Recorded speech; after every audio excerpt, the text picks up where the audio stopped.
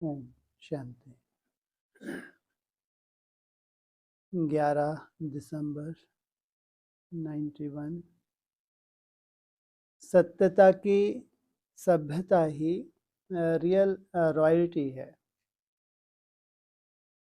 अव्यक्त बाप दादा अपने रियल और रॉयल बच्चों प्रति बोले। आज बाप दादा अपने श्रेष्ठ परिवार अर्थात अपने रॉयल फैमिली को देख रहे हैं। खास किनको देख रहे हैं? रॉयल फैमिली कितनी होती है? 16,000। रॉयल्टी में चलन कितनी सुंदर होती है? प्रैक्टिकल होती है या मन बुद्धि की होती है? प्रैक्टिकल। कैसी है चलन? ओम शांति। कैसी है चलन? बहुत सुंदर। रिश्तों की चलन ही अलग होती है। स्थूल रूप में चलन चेंज हो जाती है। सोचो, स्थूल रूप में भी क्या आपको नहीं मालूम? आपकी स्थूल में भी चलन। ये वंडरफुल ड्रामा है। जिनकी तपस्या सफल होती है, क्या नाम है आपका? भाई का नाम क्या है? मनीराम। अच्छा, नाम ही देखो वंडरफुल है।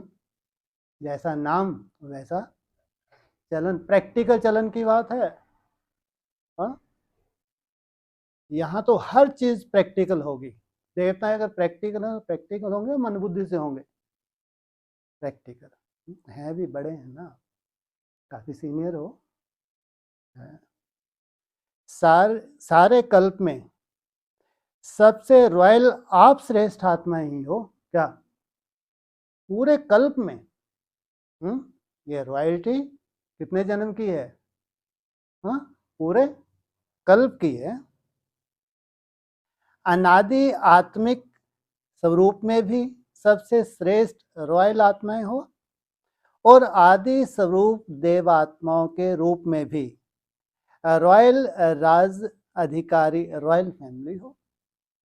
क्या किस रूप में? अधिकारी भी होते हैं। एक तो राजा और राज की फैमिली, और फिर अधिकारी, उनमें भी रॉयल्टी होती है। पूज्य रूप में भी आप देव आत्माओं की कितनी रॉयल्टी से पूजा होती रहती है, और किसी भी अन्य धर्मात्मा व राजनीतिक आत्माओं की ऐसी रॉयल पूजा नहीं होती जैसी आपकी होती है। तीनों रूपों में आदि, अनादि और पूज्य स्वरूप ऐसे रॉयल और कोई भी नहीं है। जैसी रॉयल्टी आप में है ऐसे और कोई में भी नहीं है, क्योंकि आप आत्माओं की प्योरिटी ही रॉयल्टी है। क्या है? आधार मुख्य है। प्योरिटी कोई मासी का घर नहीं है। तपस्या आसान है, हठ योग आसान है, लेकिन मन बुद्धि का परिवर्तन इतना आसान नहीं है। क्या कहा? क्योंकि आप आत्माओं की प्योरिटी की ही रॉयल्टी है। ऐसे संपूर्ण पवित्र और कोई भी आत्मा सारे कल्प में ना बनी है ना बनेगी। जैसे पवित्र आप बच्चों को बाप बनाते हैं पूरे कल्प में। सोचो, इतनी सुंदर प्योरिटी धारण करने का समय कब है? जब स्वयं भगवान इस धरा पे है। यह प्योरिटी की ही विशेषता है। इसलिए सिर्फ देव आत्माओं के आगे ही यह महिमा गाते हैं कि आप संपूर्ण निर्विकारी हो, और किसी भी धर्म आत्माओं की महिमा में ऐसी महिमा नहीं गाई जाती। कैसी? आप संपूर्ण निर्विकारी। किसी भी तरह का कोई भी विकार आप में है नहीं। सिर्फ देव आत्माओं की श्रेष्ठ कीर्ति अर्थात श्रेष्ठ पवित्रता ही कीर्तन होता है, और कोई भी धर्म में कीर्तन नहीं होता। कीर्तन अर्थात ऐसा गायन नहीं होता। साजों और बाजों से कीर्तन का रिवाज देवात्माओं में है।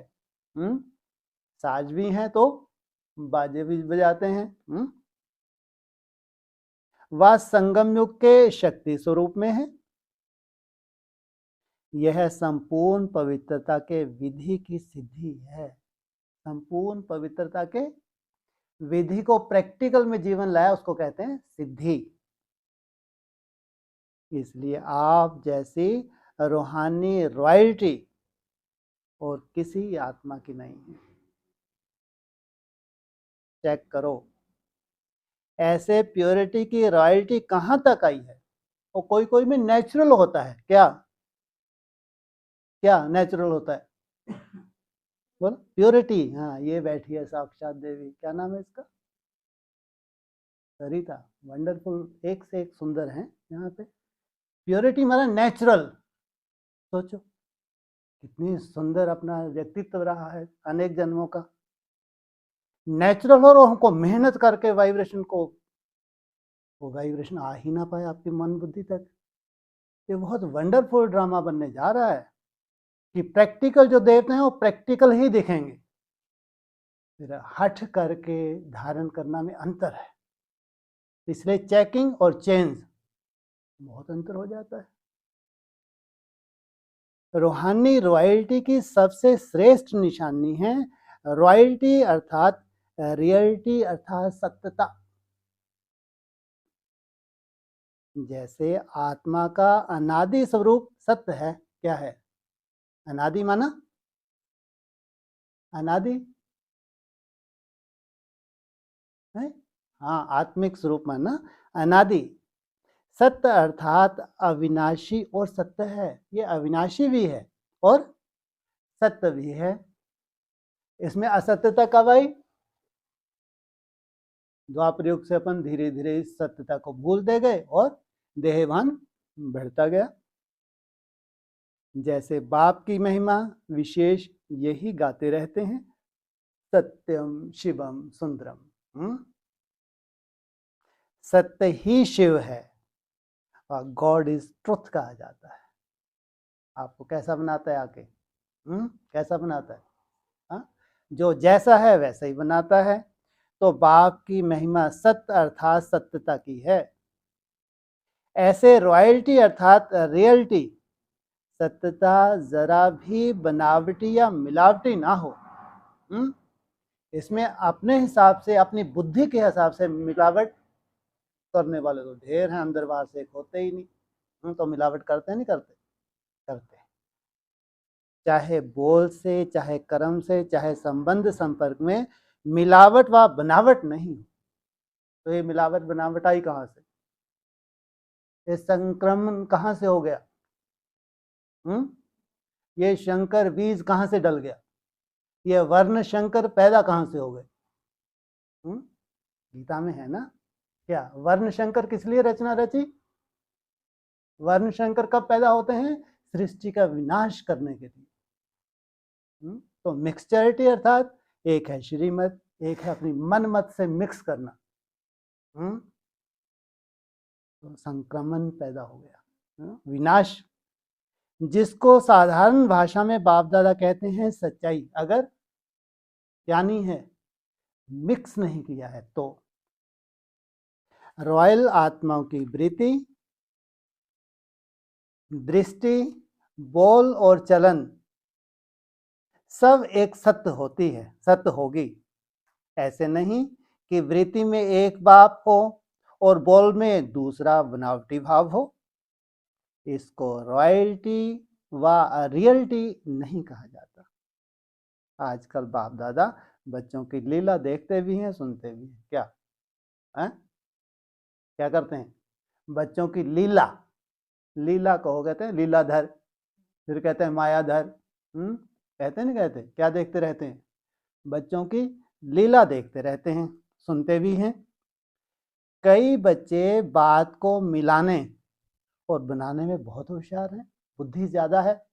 ज्यादा बुद्धि होती है तो चतरापन ज्यादा होता है।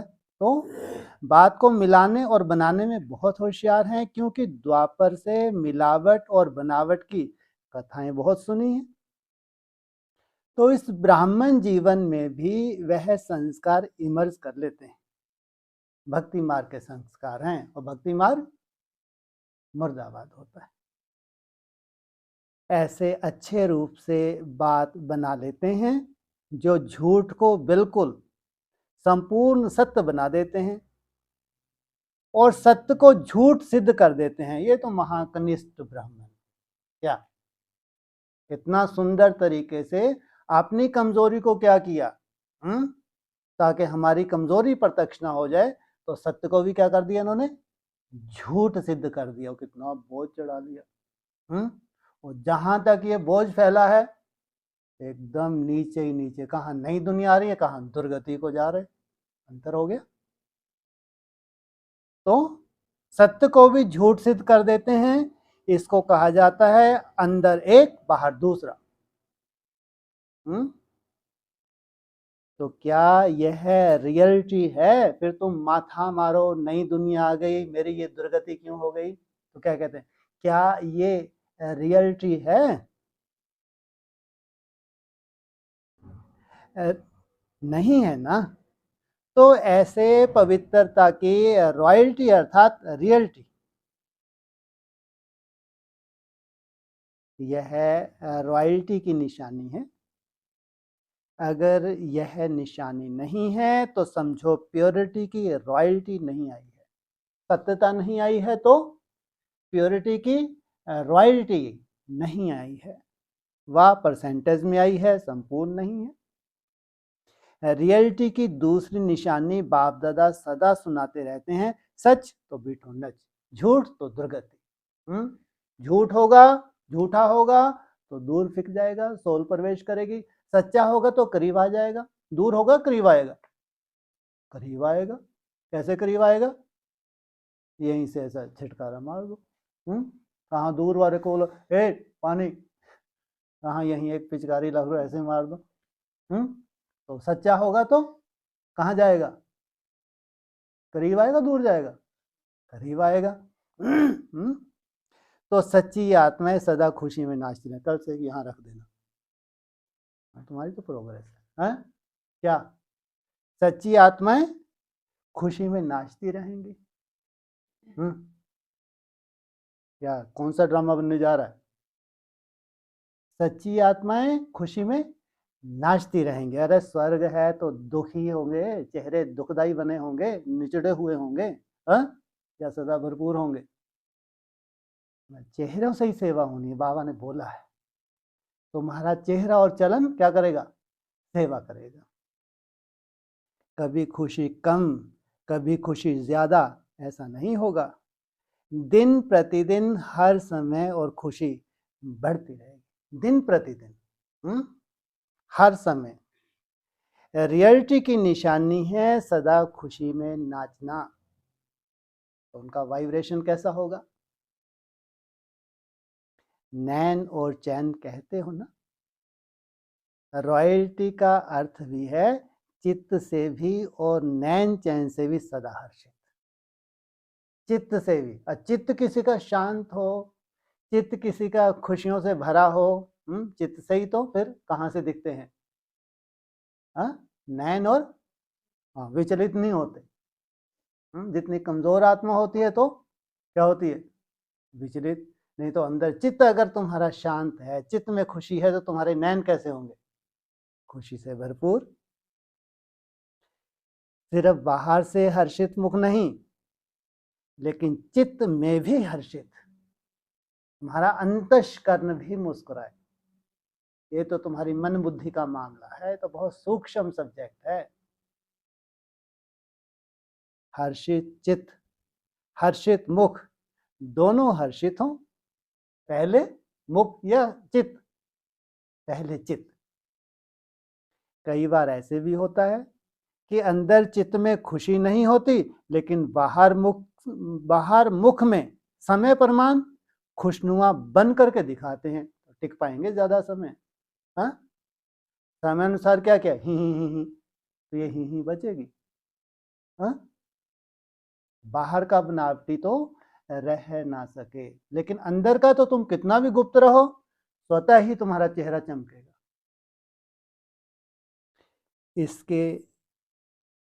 इसको अल्पकाल का हर्षित मुख कहेंगे। तो इसमें क्या मिक्सचरिटी की है? अपनी सेटिस्फेक्शन के लिए ज्ञान को भी अपने आधार से मोड़ के अपने आधार से सेटिस्फेक्शन दिलाई खुद को। लेकिन हर्षित चित्त, हर्षित मुख अविनाशी हो, विनाशी ना हो, आज है कल नहीं है। तो पवित्रता की रॉयल्टी अर्थात अविनाशी चित्त और मुख हर्षित हो। चेक करो, दूसरे को चेक करने नहीं लग जाना, अपने को चेक करना है। क्या? दूसरों को चेक नहीं करना, किसको करना है? खुद को करना है। ऐसी रॉयल आत्मा बाप दादा को और सर्व ब्राह्मण परिवार को अति प्यारी होती है। ऐसे रियल प्यारी आत्मा की विशेषता क्या होती है? क्योंकि आजकल के रीति रस्म फरमान जो बहुत प्यारा लगता है, तो प्यारे के तरफ ना चाहते हुए भी आकर्षित हो जाते हैं, जिसको आप लोग अपनी भाषा में अटैचमेंट कहते हो।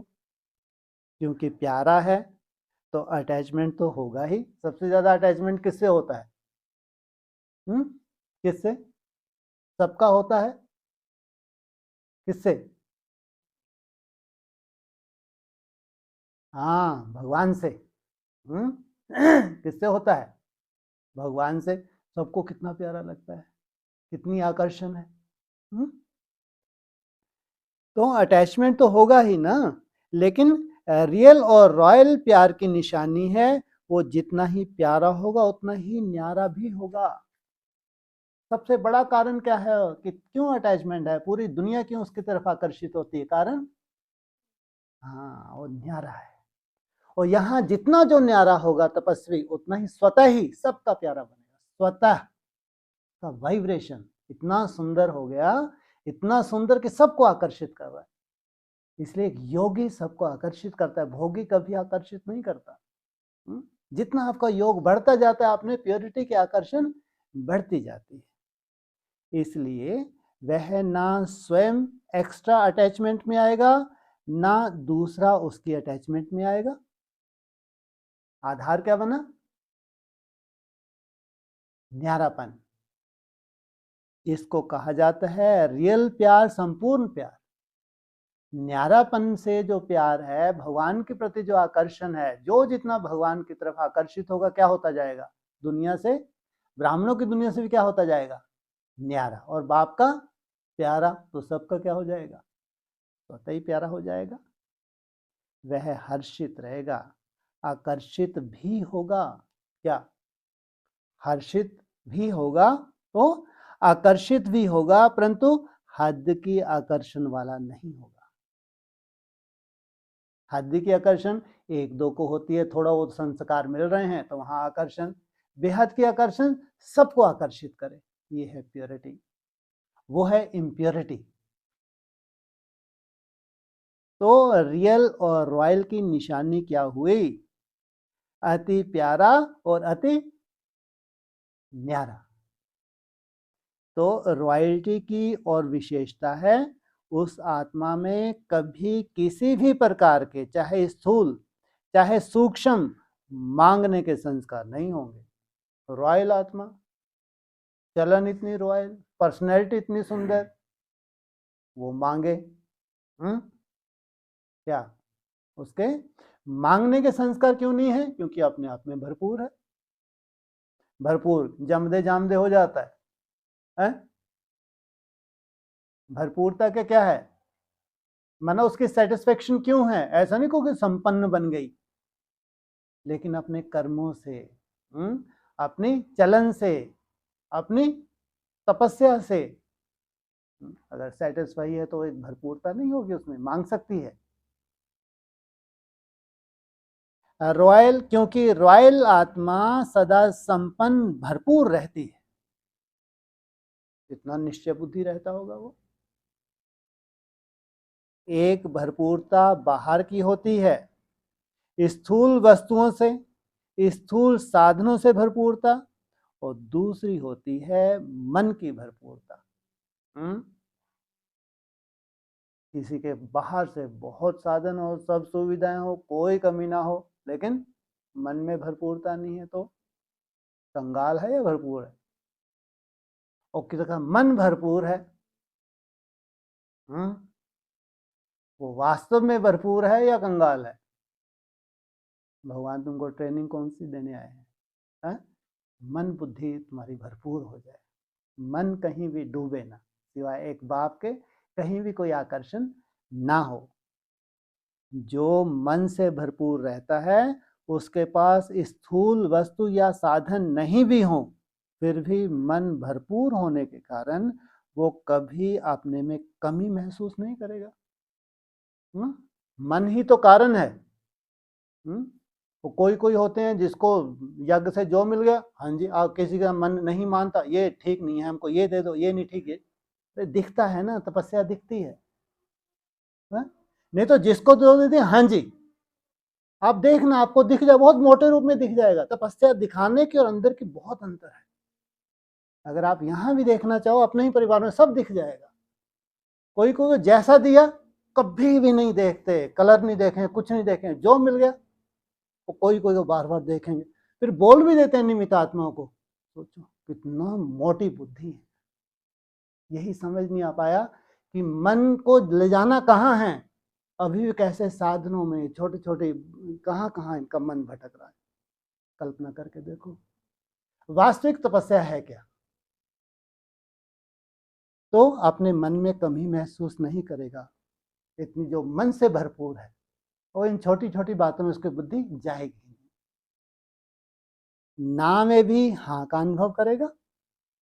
और जिसका मन भरपूर नहीं होगा, वह आत्मा बाहर से कितनी भी वस्तु और साधन से भरपूर होते भी वह कभी भी अपने को भरपूर नहीं समझेगा। हाँ, क्योंकि मन में ही भरपूरता नहीं है। तो बाहर से कितना भी दे दो तो भी उसको क्या लगेगा? फिर भी आकर्षण बाहर की कहीं ना कहीं बनी ही रहेगी। ऐसी आत्मा सदा इच्छा के कारण चाहिए चाहिए का गीत गाती रहे। स्थूल में भी चाहिए चाहिए, तो फिर मन बुद्धि में भी क्या होगा? चाहिए चाहिए। हर बात में ये होना चाहिए, ये करना चाहिए, ये मिलना चाहिए, बदलना चाहिए, हाँ ये दो दो, ये बदल के दे दो। हर बात में यही गीत गाते रहेंगे, फिर भी लगता है हम बहुत बड़े तपस्वी हैं। और मन से भरपूर आत्मा सदा यही गीत गाती रहेगी, सब पा लिया, प्राप्त हो गया, ये होना चाहिए, ये करना चाहिए, ये चाहिए चाहिए भी रॉयल मांगने के संस्कार हैं। बाप मिला, आए किस लिए हैं? किस लिए आए हैं? बाप के लिए हैं। बाप मिला, सब मिला। तो बेहद की सेवा प्रति सोचना कि ये होना चाहिए, ये करना चाहिए, वह अलग बात है। लेकिन स्वयं की हद की प्राप्ति अर्थ चाहिए चाहिए, ये रॉयल मांगना है। ये रॉयल भिखारी हैं, ये उधर भी भीख ही मांगेंगे। ये रॉयल्टी इनकी धारण हो ही नहीं पा रही। तो नाम चाहिए, मान चाहिए, शान चाहिए, प्यार चाहिए, पूछना चाहिए, ये सब हद की बातें हैं। रॉयल आत्मा में मांगने का अंश मात्र का संस्कार नहीं होता है। जो खिलाएं, जहां बिठाएं, जो पहनाएं, जिस रूप से करें, जहां सुलाएं, सबके नंबर स्पष्ट दिखाई देंगे। ये इन्हीं दिनों में ऐसा नहीं कि इनको देखने के लिए 10 साल चाहिए। जो कमी आज है, ये कमी रहती है, नहीं रहेगी, 10 साल बाद भी नहीं रहेगी। हाँ, क्या ये समझ पहली बार आ रही है क्या? अक्सर बाबा क्यों रिपीट करते हैं ये? लेकिन डर रहा है, वो कमजोरी है तो बनी ही रहती है। तो रॉयल आत्मा में मांगने का अंश मात्र भी संस्कार नहीं होता, तो फिर कोई ठीक है छोड़ो, सब सन्यासी की तरह बैठ गए, तो बुद्धि और बट्ठल। एक होता है चेंज, एक होता है इनको या तो उस पार या इस पार। ये कोई काम के नहीं है, निखट्टू बोलते हैं इनको। या तो इतनी फिर ठीक है, ऐसे सन्यासी बस ठीक है, कुछ नहीं चाहिए। तुम्हारी बुद्धि लगेगी क्या? माना बैलेंस बनाना नहीं सीखना इनको। माना ये नहीं सोचा कि हठ योग से क्या तुमको कोई प्राप्ति होने वाली है, करके तो देख लो। इतना बड़ा वैराग नहीं चाहिए कुछ, बस ठीक है, करके देख लो। अरे सुधरो। सुधरना किसको कहते हैं? परिवर्तन। अपनी चेकिंग करो, अपनी गंदगी को चेक करो, उसका परिवर्तन करना साधारण बात नहीं है।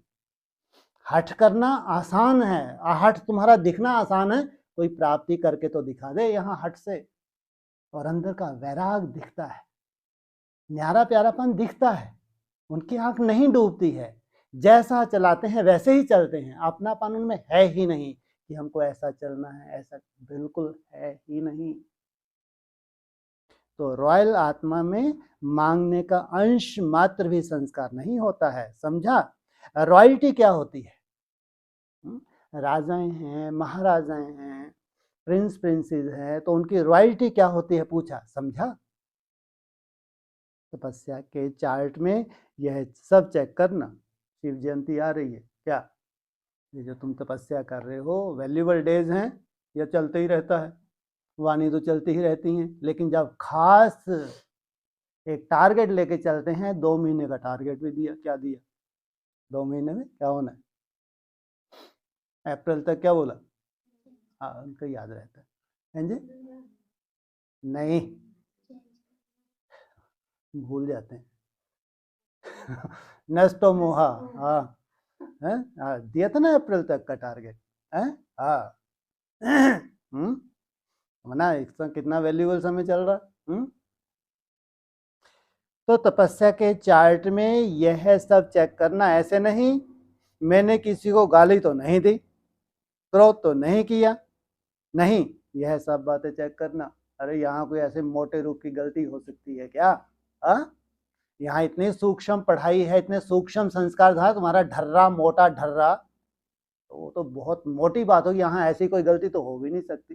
और ऐसी गलती कहाँ होती हैं? वो चंडाल चौकड़ी सफेद कपड़े पहनते हैं, ऐसे वहाँ होता है, ये सब होता है, ऐसे लड़ाई झगड़े भी हो रहे हैं इनमें आपस में, तो यहाँ तो ऐसी बातें हो नहीं सकती। तो फिर प्राइज लेना, इतनी सूक्ष्म चेकिंग करके। शिव जयंती है, उसके बाद क्या आने वाली है? नई दुनिया। सन्यासी बनोगे तो भी ठोकरें खाओगे। परिवर्तन परिवर्तन परिवर्तन, अंतर है, समझो तो। तपस्या का अर्थ ही है संपूर्ण पवित्र बनना। क्या? तपस्या का अर्थ ही है संपूर्ण पवित्र बनना। तो पवित्रता की पर्सनैलिटी, पवित्रता की रॉयल्टी कहाँ तक प्रैक्टिकल में रही है, चेक करना है। इसको कहेंगे तपस्वी राज। क्या क्या क्या बोल, कहाँ देख रहे हैं पढ़ना कोई? मैं शायद पॉइंट मेरे से मिस हो गया। क्या कहा इसको, क्या कहेंगे? तपस्वी राज। ये साधारण राजा नहीं है। कैसे राजा हैं? ये राजा तपस्वी हैं, समझा? रॉयल्टी क्या है? रॉयल आत्मा का चेहरा और चलन दोनों ही सत्यता की सभ्यता अनुभव कराएंगे। सत्यता की सभ्यता। सभ्य इंसान बहुत होते हैं, लेकिन ये असली सभ्यता है, इनके संस्कारों में असली सभ्यता है। क्यों? क्या है इनके पास? प्योरिटी है। वैसे भी रॉयल आत्माओं को सभ्यता की देवी कहा जाता है। उनका बोलना, देखना, चलना, खाना पीना, उठना बैठना, हर कर्म में सभ्यता सत्यता स्वतः ही दिखाई देगी। ऐसे नहीं कि मैं तो सत्य को सिद्ध कर रहा हूं और सभ्यता हो ही नहीं। सत्य को सिद्ध करें बोल तुम्हारे ऐसे जो कोई को पसंद ही नहीं आते, तू तड़ाक वाले बोल रहे हैं सत्य। देखो मुरली में बोला, विष्णु में बता रहा हूं, शक्ल तो देखो। कितना सभ्य होंगे उनके बोल, कितना सभ्य होगा उनका चरित्र। सोचो उनकी डीलिंग कितनी सुंदर होगी, आपस में लेन देन कितना सुंदर होगा। ऐसे नहीं कि मैं तो सत्य को सिद्ध कर रहा हूं और सभ्यता हो ही नहीं। कई बच्चे कहते हैं मेरे में, कई बच्चे कहते हैं वैसे क्रोध नहीं आता, लेकिन कोई झूठ बोलता है तो क्रोध आ जाता है? क्या? वैसे मैं बहुत शांत हूं, मैं असभ्य कब बन जाता हूं? मैं तब असभ्य बन जाता हूं, तब मैं आउट ऑफ कंट्रोल हो जाता हूं जब कोई क्या करता है, झूठ बोलता है। उसने झूठ बोला, आपने क्रोध से बोला, तो दोनों में राइट कौन? आपने भी अपनी सभ्यता को छोड़ा। तो सत्यता को सिद्ध करने वाला सदा सभ्यता वाला होगा। कई चतुराई करते हैं, चतुरे कहेंगे हम क्रोध नहीं करते हैं, हमारा आवाज बड़ा है, आवाज ही ऐसा तेज है। बाबा क्या कहते हैं, स्लोगन क्या देते हैं? कम बोलो, धीरे बोलो और मीठा बोलो। साइंस के साधनों से आवाज को कम और ज्यादा कर सकते हैं ना, तो क्या साइलेंस की पावर से अपने आवाज की गति को धीमी या तेज नहीं कर सकते? हाँ, कितना सोचो, ये मोटा संस्कार है, इसके बाद भी इनको लगे कि हम बहुत रॉयल बनने जा रहे हैं, तो अपने साथ धोखा हो जाता है ना। इससे तो ये टेप रिकॉर्ड और ये माइक अच्छा है? तुम्हारे में जो कंट्रोलिंग पावर नहीं है, तू तड़ाक निकल रहा है, इससे तो क्या है कि हम कम ज्यादा कर सकते हैं, जो आवाज कम ज्यादा तो कर सकते हैं। तो चेक करो कि सत्यता के साथ सभ्यता भी है। अगर सभ्यता नहीं तो सत्यता नहीं, माना प्योरिटी नहीं, माना रॉयल्टी नहीं, सीधा सीधा सर्टिफिकेट मिलता है। अगर सभ्यता नहीं तो सत्यता नहीं। तो प्योरिटी की रॉयल्टी सदा प्रत्यक्ष रूप में दिखाई दे, तुम्हारी चलन में, कर्मों में दिखाई दे। ऐसे नहीं, अंदर में तो रॉयल्टी है, बाहर देखने में नहीं आती। अगर अंदर है तो बाहर में जरूर दिखाई देगी। तो सत्यता की रॉयल्टी कोई छिपा नहीं सकता, इसमें गुप्त नहीं रहना है। कई कहते हैं गुप्त पुरुषार्थी हैं, इसलिए गुप्त रहते हैं। क्या है? हमारा पुरुषार्थ कौन देख सकता है? अंदर से तो हम बहुत अच्छे पुरुषार्थी हैं, लेकिन कभी भी कोई भी पुरुषार्थ गुप्त रहेगा? रह नहीं सकता। लेकिन जैसे सूर्य को कोई छिपा नहीं सकता, सत्यता के सूर्य को कोई छिपा नहीं सकता। ना कोई कारण छिपा सकता है, ना कोई व्यक्ति। क्या होने जा रही है? सत्यता के आधार से प्रत्यक्षता की शूटिंग होने जा रही है। सत्य सदा ही सत्य है, सत्यता की शक्ति सबसे महान है। सत्यता सिद्ध करने से सिद्ध नहीं होती, सत्यता की शक्ति को स्वतः ही सिद्ध होने की सिद्धि प्राप्त होती है। क्या? सत्यता की शक्ति को स्वतः ही क्या सिद्ध होने की सिद्धि प्राप्त है। सत्यता को अगर कोई सिद्ध करना चाहते हैं तो वह सिद्ध जिद्द हो जाता है। इसलिए सत्यता स्वयं ही सिद्ध होती ही है। तुम्हारे बोल से, तुम्हारी बनावट से, तुम वो बहुत अच्छे मुरली के पॉइंट के आधार से सिद्ध करोगे तो वो सच्चाई नहीं है, सत्यता नहीं है।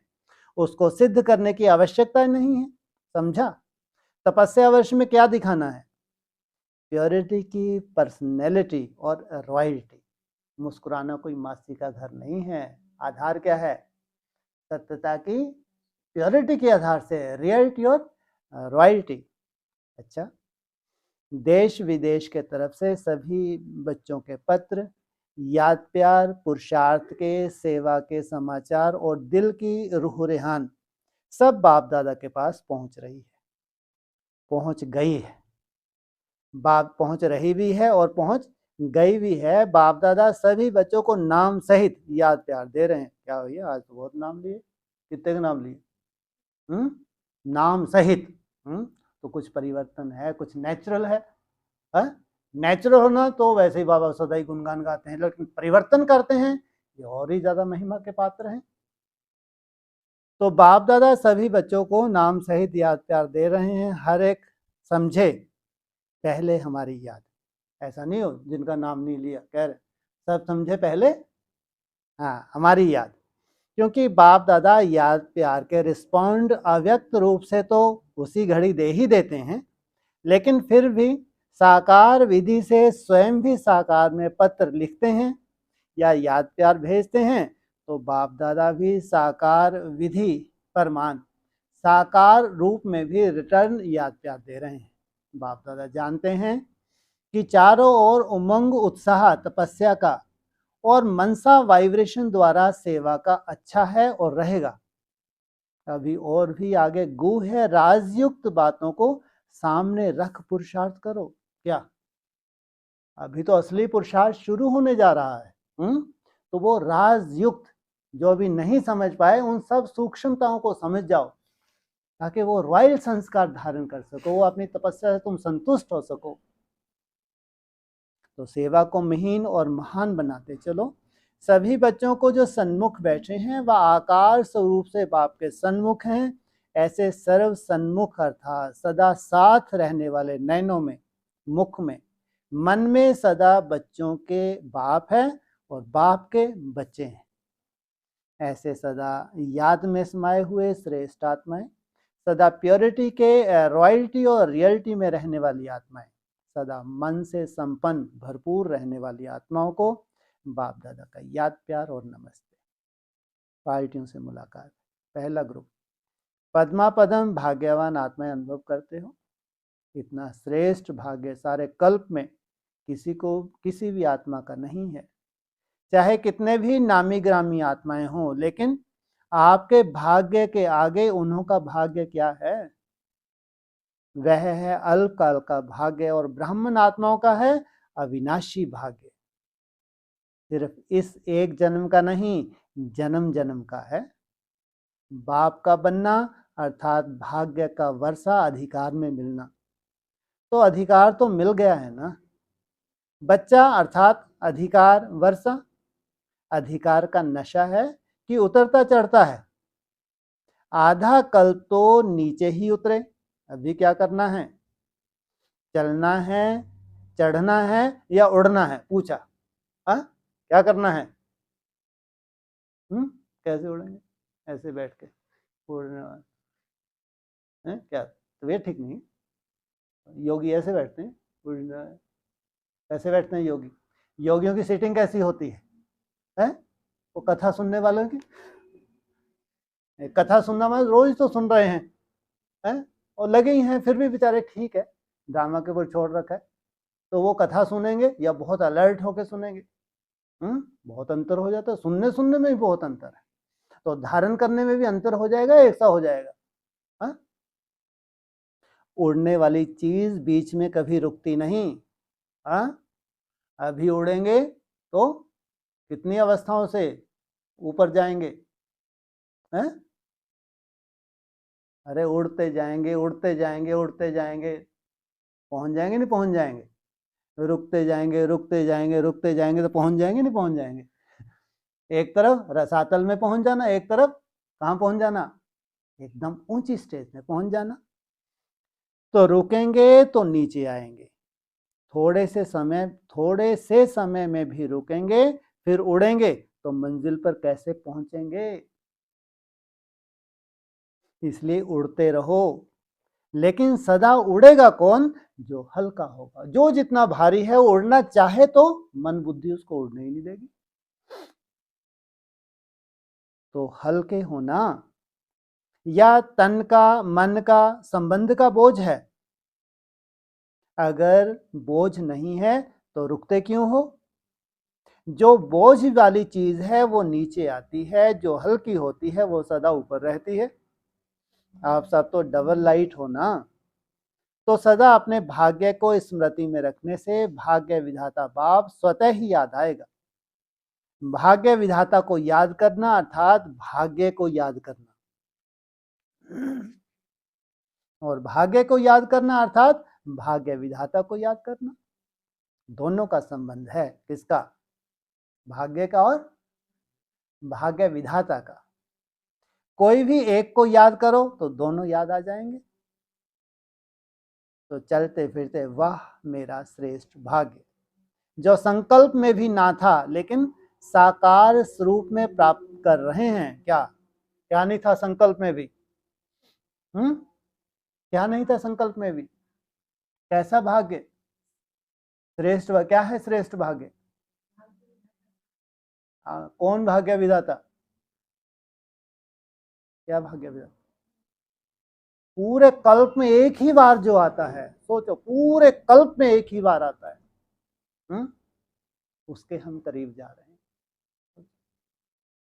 पूरे कल्प में एक ही बार आता है, कितना वो हमारी आत्मा को भरपूर करने जा रहा है कि जन्म जन्मांतर वो भरपूरता चलनी है। नहीं तो कोई की भरपूरता द्वापर के आदि में, थोड़ा सा और आगे बढ़े तो सबकी भरपूरता कम होती जाएगी, लेकिन जो पक्की देवता धर्म की आत्मा है वो अंत तक भरपूर बनी रहती है। तो ये भरपूरता कहाँ से धारण की? संगम युग पे, जब भगवान की डायरेक्ट कनेक्शन जुट गया तो उनको कुछ संसार में नहीं चाहिए था। मैं और मेरा बाप और कुछ नहीं। आए किस लिए हैं? इधर उधर बुद्धि भटकाने के लिए आए हैं क्या? खंडित तपस्या करने के लिए आए हैं क्या? या अखंड तपस्वी बनने आए? इधर उधर आकर्षण फैलाने, आकर्षित करने, अपनी तपस्या खंडित करने, दूसरे खंडित करने आए हैं क्या? या अखंड योगी बनने आए हैं? कोई बनते हैं अखंड योगी, कोई बनते हैं खंडित योगी। इतनी सुंदर भट्टी की तपस्या खंडित किया, अखंड बने। बाहर आने के बाद भी तपस्या तुम्हारी चलती है, तुम्हारे चलन से मालूम पड़ता है। नहीं तो तपस्या तो की, खुश तो हुए, मालूम बाहर खोखले हैं, और फिर भट्टी में डले, फिर खोखले, फिर भट्टी में डले, फिर खोखले। वो कोई को भट्टी में डालने की जरूरत ही ना पड़े, इतना सुंदर चलन हो जाए। ऐसे होगा नहीं होगा। जिनको बार बार भट्टी में डालना पड़ता है वहां ढर रहे हैं। जिनकी चलन में चेंज आ जाता है उनकी खूबसूरती दिखती है, उनको भट्टी मिलती है तो अब उनको सीधा उसकी आकर्षण हो रही है, उसकी आकर्षण बढ़ती जा रही है। जो उनकी यात्रा है, उनकी यात्रा यह नहीं है कि लौकिक को छोड़ा था, लौकिक को पकड़ लिया, फिर सोने की जंजीर, तो फिर आगे चल हीरे सामने आ गए। अरे नहीं भाई, इनकी आंख कहीं डूब नहीं सकती। इनको कौन आकर्षित करता है? एक क्षमा और ये है परवाने। ये कैटेगरी है, साधारण बात नहीं है, बहुत बड़ी बात है। ये राजाओं महाराजाओं में हो सकती है, सब में ये क्वालिटी नहीं हो सकती। तो इतना सहज भाग्य और प्राप्त करना कितना सहज हो गया। किसी भी महान आत्मा के पास जाते हो तो हद की प्राप्ति के लिए, चाहे बच्चा चाहिए, चाहे धन चाहिए, चाहे तन की तंदुरुस्ती चाहिए, तो एक प्राप्ति के लिए भी कितनी मेहनत कराते हैं। और आपको क्या करना पड़ा? मेहनत करनी पड़ी। आंख खुली, तीसरा नेत्र खुला और देखा भाग्य का नजारा। सोचो, जन्म लेते से किन्होंने जन्म लेते से कितने भाग्यशाली। कौन है ऐसे भाग्यशाली? कोई नहीं, हम ही हैं। हाँ, तो हम क्या दूसरे धर्म वाले हैं क्या? क्या बोला? आंख खुली, तीसरा नेत्र खुला और देखा भाग्य का नजारा। कैसा नजारा देखा? अरे वाह, हमने तो कभी सोचा ही नहीं था। कहाँ एकदम विदेशी सभ्यता में रह रहे थे, कहाँ भाग्य का नजारा। अरे भगवान, इतना बड़ा भाग्य भी हमारा हो सकता है। घर बैठे परिचय मिल गया। कहीं जंगलों में जाना पड़ा, धक्के खाने पड़े, आप लोगों को ढूंढना नहीं पड़ा। कोई हद के खान से भी हद का खजाना लेना हो तो कितनी भाग दौड़ करनी पड़ती है। हद के खान, हेलो खान सर, ये हद की खान से भी तो भी भाग दौड़। ऐसा नहीं जो राजाई तो भले ही की और मुख भी करके बैठे हैं किस तरफ, तना की तरफ। तो हद के हैं या बेहद के हैं, वो भी बहुत मेहनत करते हैं तब उस खान से निकाल पाते हैं। और तुमको बेहद की खान मिली है, जितना भरपूर हो जाओ। ये तो सहज ही आपको घर बैठे हाथ में मिल गया। क्या कहीं आना जाना नहीं पड़ा? वहीं सेंटर, वहीं उड़ाओ, वहीं खाओ, वहीं आनंद लो। कितना भाग्य है, कितना बड़ा भाग्य है। जैसे भगवान ने ही आके गोद ले लिया। तो ये तो सहज ही आपको घर बैठे मिल गया। एक बाप एक परिवार, क्या मिल गया? एक बाप के साथ पूरा परिवार भी मिल गया। लो, कहाँ कोई एक बच्चे के लिए तरसते हैं कि भगवान एक आध बच्चा मिल जाए, और कहाँ इतने श्रेष्ठ बच्चे तुम्हारी गोद में आ जाए, तो तुम्हारा इतना श्रेष्ठ भाग्य बना दें। तुम तो कल्पना भी नहीं कर सकते थे। तो अनेकता खत्म हो गई और सभी एक हो गए। अपना बाप, अपना परिवार, क्या बाप भी अपना है तो ये परिवार भी अपना है, और इतना अपनापन है भी, प्रैक्टिकल है, दिखावे का नहीं। नहीं तो सेवा भी करते हैं तो दिखावे की, धन से सेवा करेंगे तो दिखावा, तन से करेंगे तो दिखावा, दिखावा ही दिखावा। वो ब्राह्मण है, तपस्वी हैं, तो अपना लगता है ना। चाहे कितना भी दूर हो लेकिन स्नेह समीप ले आता है। स्नेह नहीं तो साथ रहते भी दूर लगते हैं। किससे है स्नेह? बाप से स्नेह है। तो ईश्वरीय स्नेह वाले परिवार में आ गए। इसलिए सदा याद रखो, अहो मेरा श्रेष्ठ भाग्य, भाग्य विधाता द्वारा श्रेष्ठ भाग्य पा लिया।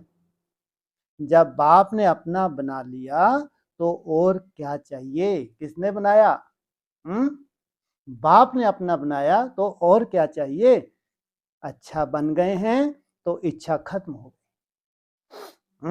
अच्छा बन गए हैं तो आप ना पहनने की इच्छा, ना देखने की इच्छा, ना ओढ़ने की, जैसा मिला ना खाने की इच्छा।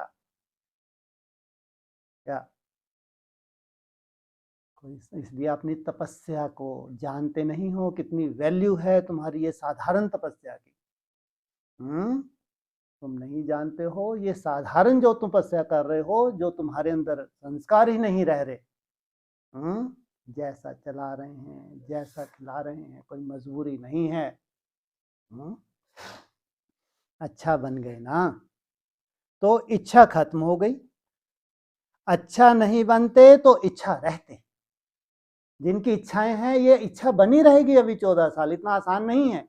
ये बनावटी, ये झूठ बाप दादा सब जानता है, लेकिन बड़े झूठ के छोटा करके बता देते हैं बेचारे कि हम सच तो बोल दिया, कह तो सकेंगे धर्मराज जी को, देखो हमने वहां थोड़ा चूं करके सच बताया था, है महा झूठा है। जानते हैं नहीं जानते? तो सोचो फिर कितना प्राप्ति कर रहा होगा बेचारा ये महा झूठा। तो यही जानता होगा। है क्या? कौन जान? बाप जानता होगा या ये स्वयं जानता होगा।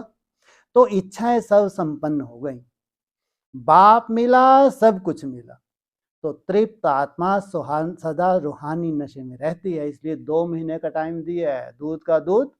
अभी तक जो हुआ सो हुआ, सब माफ ही समझो, ठीक है, क्या लेना था बाप को, लेकिन अब नहीं। तो जो भरपूर आत्मा होती है तो उसके नशे को देखो, कहे नहीं कहे, लेकिन उसका नशा स्वतः दिखाई पड़ता। क्या? उसका नशा स्वतः।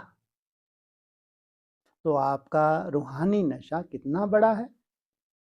तो आप क्या याद रखेंगे? वाह मेरा श्रेष्ठ भाग्य। क्या याद रखेंगे? अच्छे से बोलो। वाह, जैसे बाबा बोलता है ना, वाह मेरा श्रेष्ठ भाग्य। जैसे बच्चे रट्टा लगाते हैं, वाह मेरा श्रेष्ठ भाग्य। बाबा तो कैसे हो? वाह मेरा श्रेष्ठ भाग्य। टोन भी ऐसी होनी चाहिए। तो यह याद रहेगा कि बॉम्बे जाएंगे तो भूल जाएंगे ये कहां से आ गए। कौन आए सामने? गुप्त पुरुषार्थी हैं, तुम क्या जानो इनको। क्या मायावी दुनिया में रह के इतना सुंदर पुरुषार्थ तुम कल्पना भी नहीं कर सकते। क्या कौन सी दुनिया है, कौन सा वायुमंडल है, तुम कल्पना भी नहीं कर सकते कि ऐसा भी कोई पुरुषार्थ कर सकता है, और इतनी अंदर से चेकिंग और इतना सुंदर चेंज। अरे तुम नहीं जानते कैसे कैसे गुल कहाँ कहाँ खिलने जा रहे हैं। तो याद रहेगा कि बॉम्बे जाएंगे तो भूल जाएगा। बॉम्बे में जितना माया का फोर्स है उतना रूहानी फोर्स है। वाह क्या ये मुंबई, मुंबई अभी क्या बोलते हैं उसको? मुंबई। क्या बोलते हैं? जितना माया का फोर्स है उतना रूहानी फोर्स भी है। तो कितनी श्रेष्ठ आत्माएं भी होंगी वहां। आदि रत्न भी तो होंगे, बोला नहीं बोला? कहते हैं ना बॉम्बे माया नगरी है, तो आप क्या कहेंगे? हमारे लिए बाप की नगरी है। अब हमको ऐसी माया की महसूसता ही नहीं होती, इतना याद में, सुंदर तरीके से याद में ही रहते हैं। तो किसकी नगरी होगी? बाप की। दूसरा ग्रुप, आपने को ब्राह्मण संसार का समझते हो। ब्राह्मण संसार ही हमारा संसार है, बाप ही हमारा संसार है, ऐसे अनुभव करते हो कि और भी कोई संसार है? बाप और छोटा सा परिवार यही संसार है? तुम्हारा परिवार बड़ा है छोटा सा है? छोटा और छोटा हो जाता है, और छोटा और ही प्यारा हो जाता है, और ही प्यारा हो जाता है। उनका परिवार जितना बड़ा उनको बड़ा प्यारा लगता है, जितना बड़ा होगा, इतने स्टूडेंट, इतने सेंटर, वहाँ इतना, वहाँ गंदगी, देखो क्या कचरा ही कचरा बुद्धियों में है, कीचड़ पट्टी। वो दुनिया को वो अच्छा लगता है, वो देखो इतना कितना बड़ा परिवार है, कितने 25,000 इकट्ठे हुए, वाह क्या बात है। यहाँ 25,000 और यहाँ 25 ढाई टोटकू। सोचो, छोटा परिवार सुखी परिवार, ये भगवान का भी नारा है। क्योंकि अगर वायुमंडल बन सकता है तो कम आत्माओं में बन सकता है, वायुमंडल अधिक आत्माओं में कभी बन नहीं सकता। जब ऐसा अनुभव करेंगे तब न्यारे और प्यारे बनेंगे। अपना संसार ही न्यारा है, अपना अपना ही संसार है। गाते रहो गाने, खुश बन, आपस में चिट चैट की, खुशी ली, अपने को क्या लेना देना बाहर वालों से। अपना संसार ही न्यारा है, अपनी दृष्टि वृत्ति सब न्यारी है। ये है हमारे परिवार की कमाल। क्या है? हमारी दृष्टि भी न्यारी तो हमारी वृत्ति भी न्यारी। ब्राह्मणों की वृत्ति में है क्या? किसी को भी देखते हो तो आत्मिक वृत्ति से, आत्मिक दृष्टि से देखते हो। जैसी दृष्टि वैसी सृष्टि। क्या? जैसी तुम्हारा तीसरा नेत्र वैसी तुम्हारी सृष्टि। अगर वृत्ति और दृष्टि में आत्मिक दृष्टि है तो सृष्टि कैसी लगेगी? आत्माओं की सृष्टि कितनी बढ़िया होगी। शरीर को देखते भी आत्मा को देखेंगे। शरीर तो साधन है, मुख्य कौन है इस साधन को चलाने वाली? किसको देखते हैं? आत्मा को। लेकिन इस साधन में विशेषता आत्मा की ही है ना। आत्मा निकल जाती है तो शरीर के साधन की क्या वैल्यू। आत्मा नहीं है तो देखने से भी डर लगता है, चिपके रहना चाहिए। जब आत्मा निकल जाती है तो फटाक से ले जाके क्या करते हैं? जला देते हैं। कितना अटैचमेंट था, लेकिन एक दिन भी घर में रखना नहीं चाहते। सोचो, तो किसकी वैल्यू थी? आत्मा की। तो विशेषता तो आत्मा की है, प्यारी भी आत्मा लगती है। तो ब्राह्मणों के संसार में स्वतः चलते फिरते आत्मिक दृष्टि, आत्मिक वृत्ति है, इसलिए कोई दुख का नाम निशान नहीं है। दुख का नाम निशान नहीं। क्या कारण है? चलते फिरते मैं और मेरा बाप इसकी मेहनत करते हैं। क्योंकि दुख होता है शरीर भान से। अगर शरीर भान को भूलकर आत्मिक स्वरूप में रहते हैं तो सदा सुख ही सुख है, सुखदायी जीवन। क्योंकि बाप को कहते ही हैं सुखदाता। तो सुखदाता द्वारा सर्व सुखों का वर्षा मिल गया। माँ बाप कहा और वर्षा मिला। तो सुख की शैया पर सोने वाले, चाहे स्थूल में बिस्तर पर सोते हो, लेकिन मन किस पर सोता है? चलते फिरते क्या लगता है? सुख ही सुख है, संसार ही सुखमय है, सुख ही सुख दिखाई देगा ना। दुख धाम को छोड़ दिया, अभी भी दुख धाम में रहते हो या कभी कभी चक्कर लगाने जाते हो? दुख धाम से किनारा कर दिया, संगम पर आ गए ना। अभी संगम युगी हो या कलयुगी हो, स्वपन में भी दुख धाम में नहीं जा सकते। नया जीवन है ना, युग भी बदल गया, जीवन भी बदल गया। क्या युग के साथ साथ अगर जीवन नहीं बदला तो तुम्हारे लिए नहीं है। जिनका जीवन बदल रहा है उनके लिए क्या हो गया? नया युग हो गया। अभी संगम युगी श्रेष्ठ ब्राह्मण आत्माएं हैं। इसी नशे में सदा रहो। सुखमय संसार में रहने वाले सुख स्वरूप आत्माएं। दुख तो 63 जन्म देख लिया, अभी संगम पर अतीन्द्रिय सुख के झूले में झूलने वाले हैं। यह बाहर का सुख नहीं है, अतीन्द्रिय सुख है। बाहर का सुख देखने में, खाने में, पीने में, इनमें है। लेकिन अतीन्द्रिय सुख इंद्रियों के पार का सुख है, जो अविनाशी है। तो अविनाशी सुख तो कलयुगी आत्माओं, विनाशी सुख तो कलयुगी आत्माओं को भी है, लेकिन आपको अतीन्द्रिय सुख है। अगर इंद्रियों का सुख है तो इंद्रियां तो खुद ही विनाशी हैं, तो सुख भी विनाशी होगा। कभी भी ये संकल्प में नहीं आ सकता कि फलाने ने मुझे बहुत दुख दिया, फलाना बहुत दुखी करता है, ये संकल्प भी नहीं कर सकते। अगर किसी ने दुख दिया तो आपने लिया क्यों? देने वाले ने दिया और आपने नहीं लिया तो किसके पास रहा? आपको तो नहीं मिला ना, तो लेते क्यों हो? जो कहते हो मेरे को बहुत दुखी किया, मेरे को तो दुख का पहाड़ी तो पहाड़ झेला क्यों? तो ये बहुत दुख देने वाला है। ब्राह्मणों के ये बोल नहीं है क्या? किनके बोल नहीं होते? ये ब्राह्मणों के बोल नहीं होते। ऐसे बोल कभी नहीं बोलते हो। ऐसे बोल कभी बोलते हो? माताएं कभी बोलती हो? बहू ने बहुत दुख दिया, तंग किया, बहू कहे सास ने बहुत दुख दिया, ननद ने बहुत दुख दिया, ऐसे तो नहीं कहते हो। भाषा परिवर्तन हो गई है। लेने वाले नहीं तो देने वाले, लेने वाले लेंगे नहीं तो कहां से आपके पास आया? बाप दादा ने क्या पक्का कराया? बाप दादा ने क्या पक्का कराया था? ना दुख दो ना दुख लो।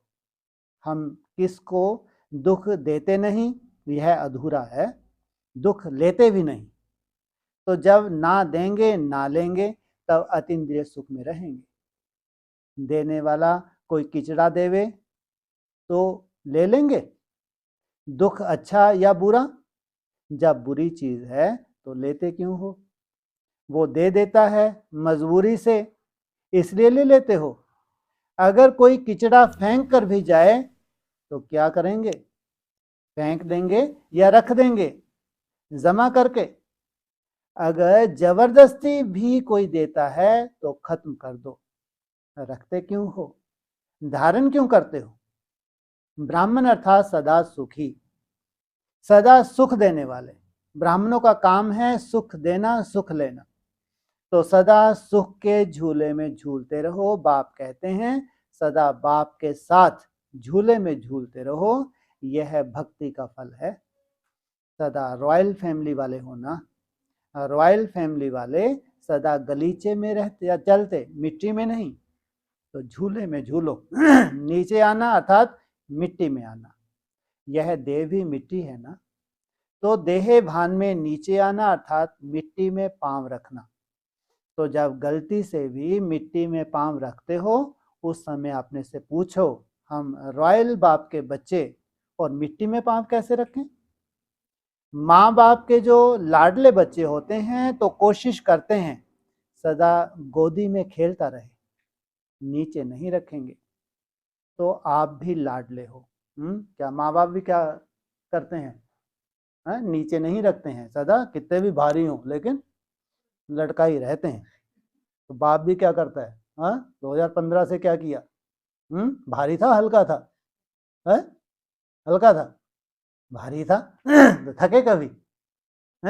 कितना बोझ था लेकिन थके ही नहीं। और फिर उठा के थोड़ा थक जाते हो सर पे रख लेते हैं अब देखो चलते चलते कोई माताएं गठरी लेके चलती हैं, ज्यादा भारी लगते तो सर पे रख लेते हैं।